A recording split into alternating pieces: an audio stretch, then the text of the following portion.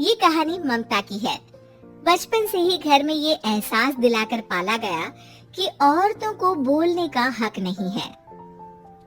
अरे ममता, जरा जल्दी जल्दी हाथ चलाओ। रोज ऑफिस में देर पहुंचता हूँ तुम्हारे कारण। लेकिन आपका सारा खाना पैक और तैयार भी है। अरे जबान जितनी चलाती हो उतना अगर हाथ चलाती ना तो शायद घर को अच्छे से मैनेज कर पाती। क्या मतलब है? क्या नहीं मिला आपको? मुझे कौन देगा? ममता भागकर पति को मोजे देती है। वो हर किसी का ख्याल रखती, लेकिन उसके घर में रोज का रोना लगा रहता। अरे माँ, स्कूल में टीचर ने मुझे फीस के लिए डांटा। माँ, मुझे अच्छा नहीं लगता कि स्कूल में फीस के पैसों के लिए मुझे कोई भी बात सुनाए। अरे पर बेटा, ये तो पापा करते हैं ना, सारा ऑनलाइन। मुझे तो इसकी जानकारी भी नहीं है। हाँ, बना लो बच्चों के सामने मुझे बुरा। अरे कहता तो मैं ही हूँ, माना, लेकिन मुझे कोई सपना थोड़ी ना आएगा कि बच्चों की फीस जमा करनी है। अरे बताओगी तो तुम ही ना। ममता की अब ये आदत में शुमार हो चुका था। वो हमेशा हर बात के लिए खुद को ही दोषी मानती। एक दिन वो पड़ोस की दोस्त से कहती है, समझ नहीं आता यार, मैं इतनी डम कैसे हो सकती हूँ। बात तो सही भी है ना। अब पति बेचारा नौकरी करे, पैसे कमाए, या फिर ये देखे कि बच्चों की फीस का वक्त है। क्या करूँ यार? पता नहीं, मेरे पति तो सारा काम खुद ही करते हैं। वो तो कहते हैं कि तुम थक जाती होगी, सारा दिन घर बाहर बच्चे। तो अच्छा, ऐसे भी पति होते हैं क्या? अरे क्या बात कर रही है भाई साहब, कभी तुझे किसी बात के लिए सुनाते नहीं? किसने कहा नहीं सुनाते? अरे ये पति चीज ही ऐसी होती है कि बिना पत्नी को सुनाए उन्हें चैन की नींद कहाँ आती है। तो तू भी परेशान रहती होगी कि कैसे, क्या, कब भूल गई। अरे वो तो मुझे बस इस बात के लिए ताना देते हैं कि मैं वक्त पर खाना क्यों नहीं खाती या पार्लर जाकर अपनी साज सज्जा क्यों नहीं करवाती। पड़ोसन बोल ही रही होती है कि ममता के बेटे की आवाज आती है। अरे माँ, क्या हो गया? लग नहीं रहा कि आज आप मुझे पानी भी देगी। अरे कब से खाने के लिए वेट कर रहा हूँ। अरे यार, मैं चलती हूँ, बेटा खाने के लिए वेट कर रहा है, मैंने उसे खाना भी नहीं दिया। अरे 12वीं में पहुँच चुका है तुम्हारा बेटा, उसे बोलो खुद पानी लिया करे। मैंने तो अपने बच्चों को काम करना सिखाया है। अरे यार, खुद की भी तो कोई लाइफ है। माना जब नहीं कर सकते थे तो किया, लेकिन अब इतने बड़े बच्चों की हर बात मानेंगे तो मुश्किल तो अपने को ही होगी। ममता को पड़ोसन की बात में दम तो लगता है, लेकिन करे क्या, आदत भी तो खुद ही ने डाली थी। ममता घर जाती है कि तभी बेटी आ जाती है। माँ, परसों मुझे एक शादी में जाना है, तेरी वो जो लाल वाली साड़ी है ना, उसे दे देना। मैं आज जाकर टेलर को दे दूंगी, वो उस साड़ी से सूट बना देगा। अरे नहीं तारा, वो मेरी माँ ने मुझे दी थी और उस साड़ी से मेरी काफी भावनाएं जुड़ी हैं। तुमको ना मैं दूसरी साड़ी दे दूंगी। ओके, कोई बात नहीं, लेकिन आज दे ही देना पक्का। तारा माँ की साड़ी से सूट बनवाकर पार्टी में जाती है, लेकिन जब वो पार्टी से लौटती है, क्या है मैं तो समझ ही नहीं पा रही हूँ। अरे जब वो साड़ी मांगी थी तो ये छल्ली सी साड़ी क्यों दे दी? मैं ही पागल थी जो इस साड़ी का सूट बनवा लिया मैंने। माँ, जानती भी हो कि कॉलेज में मेरी कितनी हंसी उड़ी। तभी वहाँ ममता का पति सुनील आ जाता है। अरे गवार औरत, जब बेटी साड़ी मांग रही थी तो दे देती ना। अरे पापा, इनके तो इमोशंस जुड़े थे उस साड़ी से। ममता इतने सब के बाद भी कुछ नहीं बोलती। मेरी बेटी की बेइज्जती हो गई, मैं बिल्कुल बर्दाश्त नहीं कर सकता ये।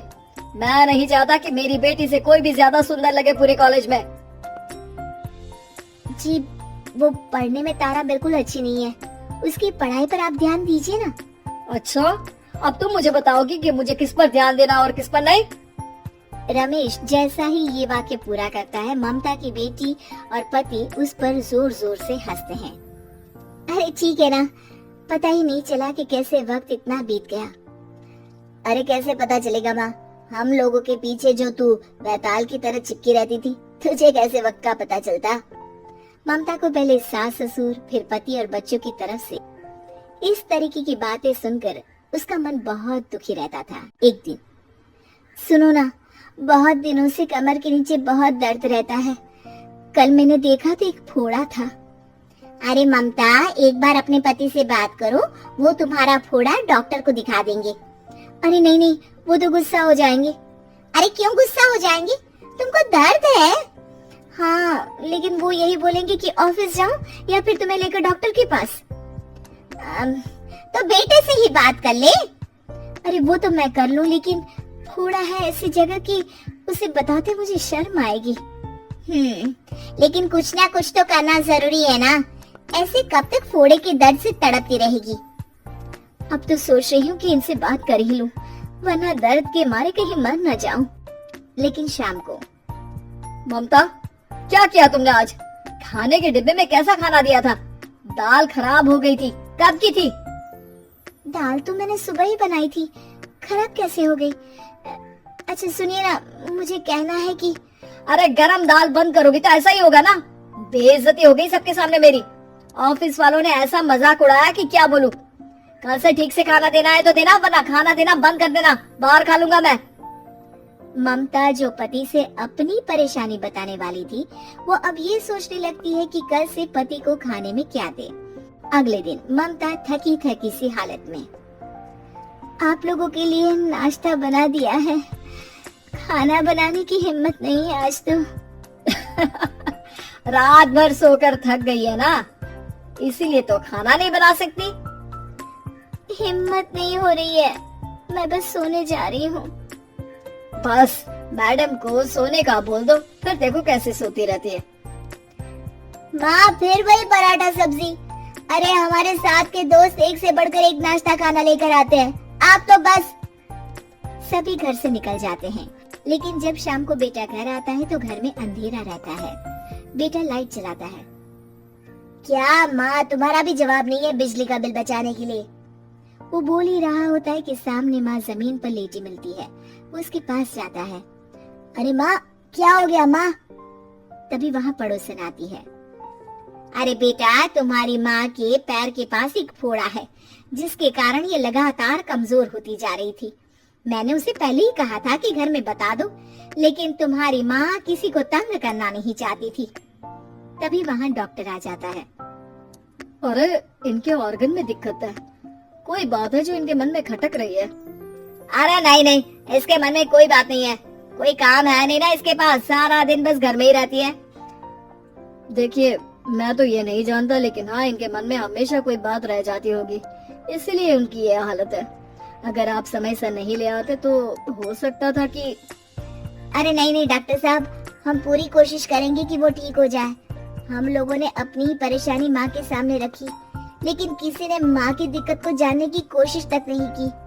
हाँ, मैंने भी ममता को हमेशा घरेलू जरूरत से ज्यादा काम का नहीं सोचा था। ममता को होश आता है और वो खुद को अपने बेडरूम में देखती है। वो उठने की कोशिश करती है कि माँ, अब आप नहीं उठेंगी, हम लोग है ना, हम लोग आपको पूरी तरह से खुश रखने की कोशिश करेंगे।